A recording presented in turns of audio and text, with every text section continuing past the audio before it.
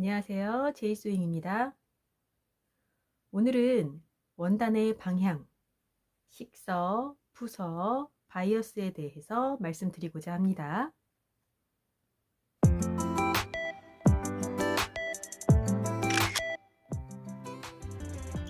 원단을 만드는 방법은 여러 가지지만 튼튼한 버팀줄, 세로실 사이를 가로실이 왕복하면서 원단의 길이를 만들어주는 배틀 방식 기준으로 말씀드릴까 합니다. C실과 날실, 위사와 경사, 가로실과 세로실, 푸서와 식서. 실의 방향을 다양한 이름으로 부르고 있는데요. 날실, 경사, 세로실을 식서 방향이라고 해서 원단의 직조를 위해 기둥처럼 버티고 있어야 하는 세로실이라서 튼튼합니다. C실, 위사, 가로실을 푸서 방향이라고 해서 식서에 비해 약하고 부드러운 실을 사용하는 편입니다. 그래서 식서 방향의 실이 푸서에 비해 튼튼하고 실의 변형이 적기 때문에 식서를 작품의 세로 방향, 즉 중력 방향으로 내려뜨려서 재단을 하게끔 됩니다. 식서는 원단의 결 방향에 따라 직선과 화살표로 표시를 하고요. 원단의 결이 없거나 위아래가 같은 느낌이라면 화살표가 양쪽으로 표기됩니다. 골덴이나 펄, 타올지, 벨벳 같은 원단의 결이 위아래가 있는 경우에는 식서 표시의 화살표가 결 방향 한쪽으로만 표시되겠죠. 원단을 구매하게 되면 말려 있는 원단을 식서 방향으로 원하는 만큼 길게 풀어서 푸서 방향으로 잘라주게 됩니다. 이 원단을 풀어주는 기본 길이가 있는데요. 약 90cm 정도 되고요. 마라고 부릅니다. 한 마는 90cm, 두 마는 180cm 이렇게요. 한 필엔 한 50마에서 70마 정도 말려 있는 듯 해요. 그래서 원단의 길이 방향은 내가 몇 마를 구입하느냐에 따라 원하는 길이를 자를 수 있지만 원단의 폭은 가로 길이는 정해져 있어서 원단 소유량 계산하실 때 원단 폭을 꼭 알고 계셔야 됩니다. 보통은 110cm가 많고요. 140, 150, 160cm 짜리도 있습니다. 예를 들어서 160폭 원단 한 마를 구입하시면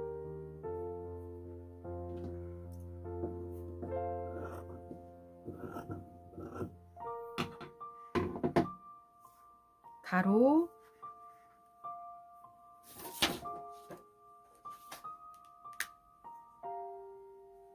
가로 160에 세로 90cm의 원단을 준비하게 되는 거죠.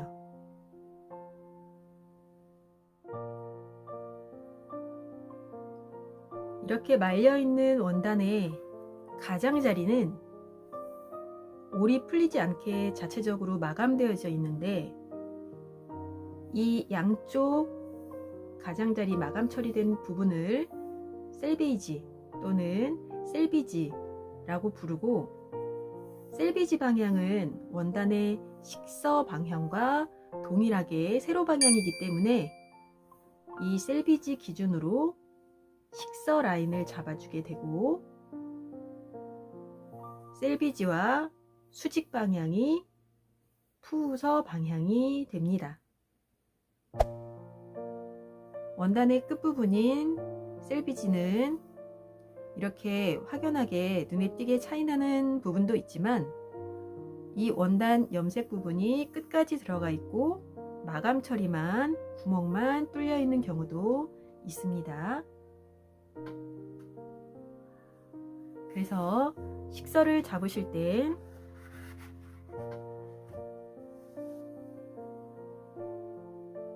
원단 셀비지 기준으로 평행하게 같은 거리면 평행선을 그을 수가 있겠죠.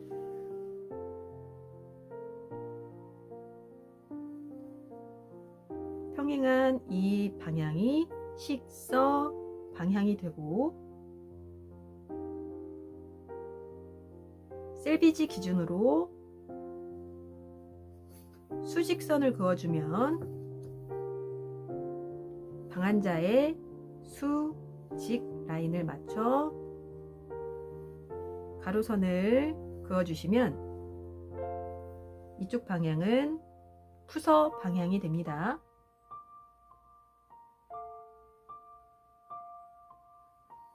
그리고 식서와 푸서의 내각선 방향은 바이어스 방향이 됩니다. 이 대각선을 정확하게 45도 각도로 그으면 정바이어스라고 부릅니다. 이 바이어스의 사선은 오른쪽이든 왼쪽이든 상관없이 사용하기 때문에 바이어스를 사선으로 그어주고, 이 바이어스를 가로나 세로로 똑바르게 두었을 때 이 식서 방향이 사선으로 누워지기 때문에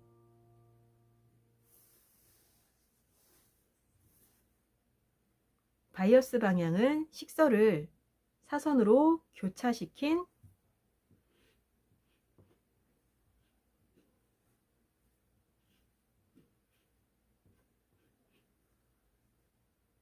것으로 표시됩니다.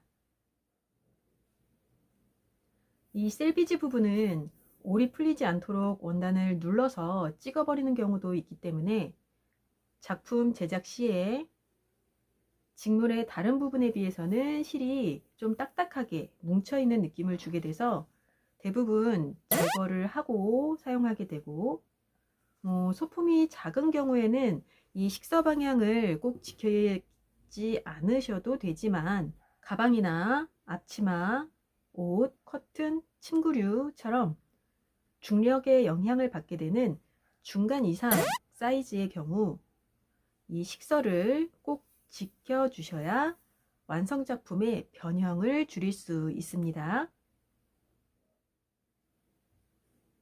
그럼 지금까지의 이론을 기반으로 재단 한번 해볼까요?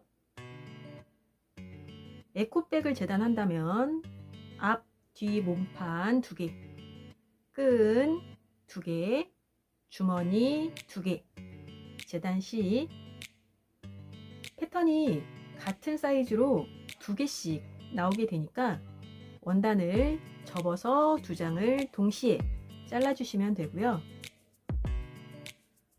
원단의 위, 아래가 그림이나 결의 방향이 있을 수가 있으니까 원단을 식서 방향으로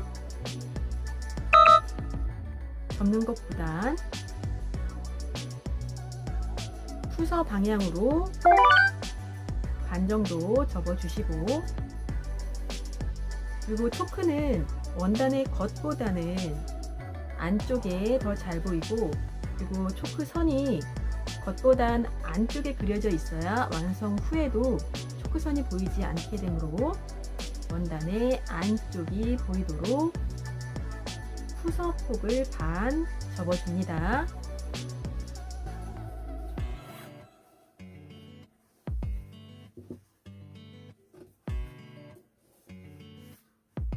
그리고 접으실 땐 이 푸서 라인을 맞춰서 반듯하게 접으시는 게 아니라, 푸서는 손으로 가위질을 한 공간이기 때문에 반듯하지 않을 확률이 더 많거든요. 하지만 식서 방향은 항상 반듯하게 믿을 수 있는 직선 세로선이기 때문에 이 푸서 방향과 평행하게 접은 선을 맞춰주시는 게 좋습니다. 평행한 부분이 눈으로 확인이 안 된다면 이렇게 접었을 때 이 셀비지 식서 라인에서 평행한 위치점을 내가 자로 재서 확인해 주시면 되겠죠. 그러면 식서에 평행하게 폭을 반 접고 나면 이 푸서 부분은 비뚤어질 수 있습니다. 이 식서, 즉 셀비지 부분은 반듯하게 마감 처리되어 있는 믿을 수 있는 선이기에 원하는 패턴의 식서 방향, 이 세로 방향의 기준선을, 세로 기준선을 먼저 이 셀비지를 피해서 먼저 그려주시고요. 그 다음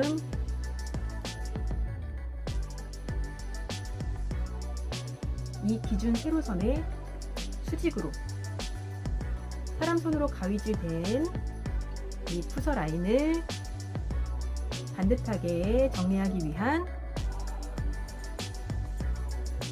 수직,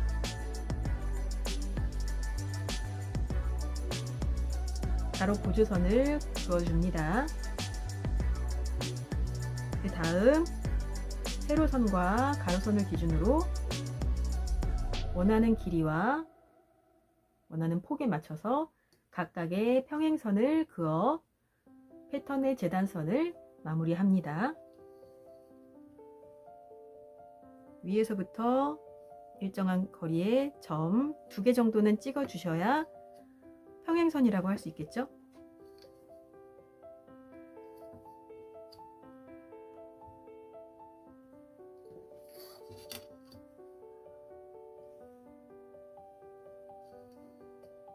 몸판,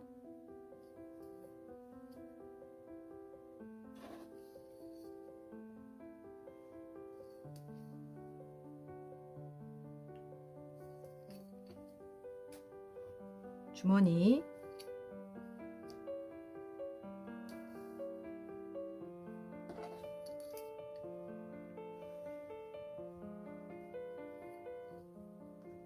끈,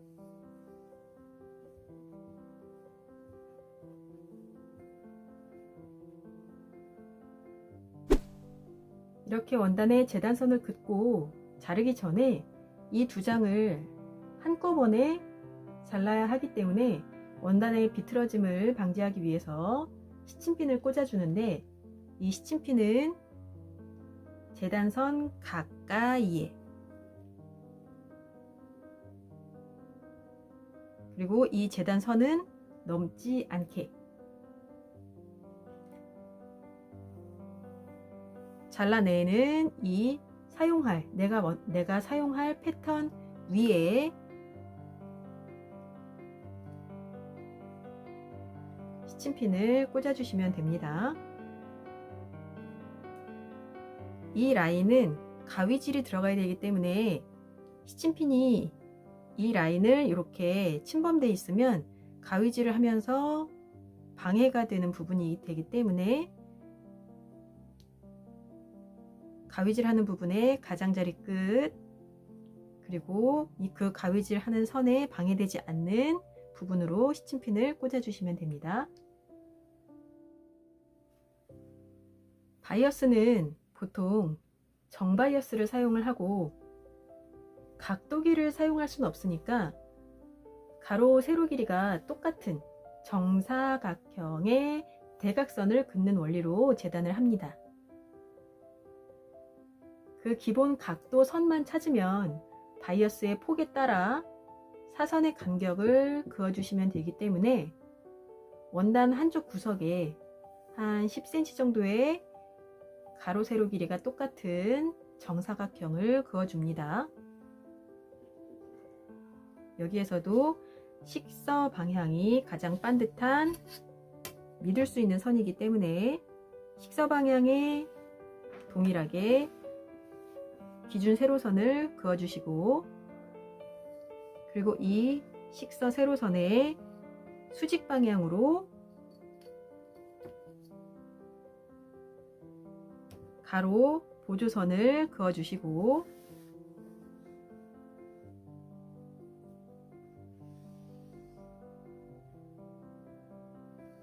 그리고 기준선과 보조선의 같은 거리의 수평선을 각각 그어주시면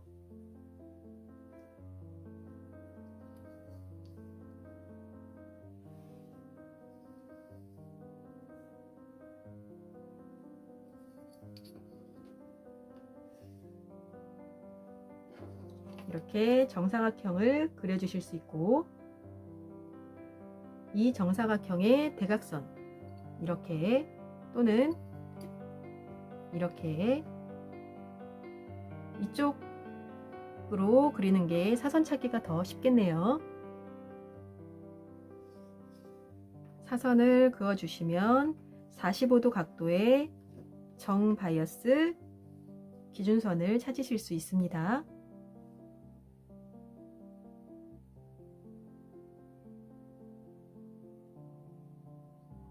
이 기준선을 중심으로 원하는 바이어스 폭의 4배에 해당하는 간격으로, 예를 들어서 바이어스 완성 폭이 1cm라면 4배니까 4cm 간격,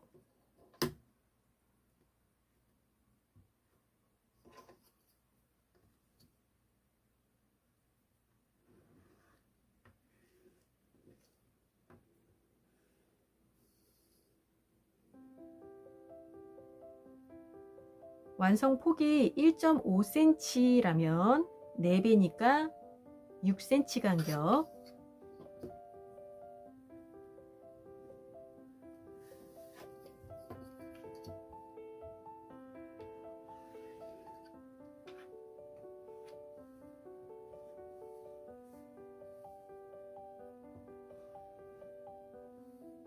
그리고 2cm 완성 폭이라면 8cm 간격으로 사선을 그어주게 됩니다.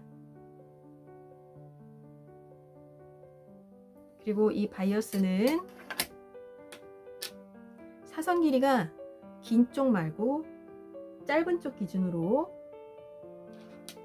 이 길이를 재서 그 이어지는 시접을 예상해서 내가 사용할 총 길이를 예상하게 됩니다.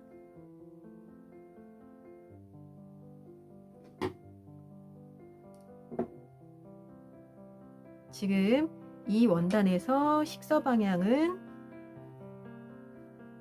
이렇게 되고요. 내가 쓸 신축성 있는 바이어스의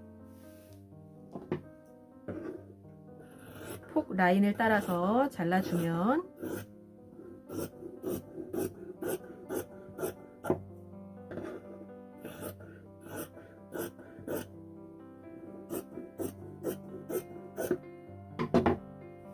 내가 사용하기 위해서 이 바이어스를 반듯하게 놓았을 땐 식서 방향이 사선으로 눕게 됩니다.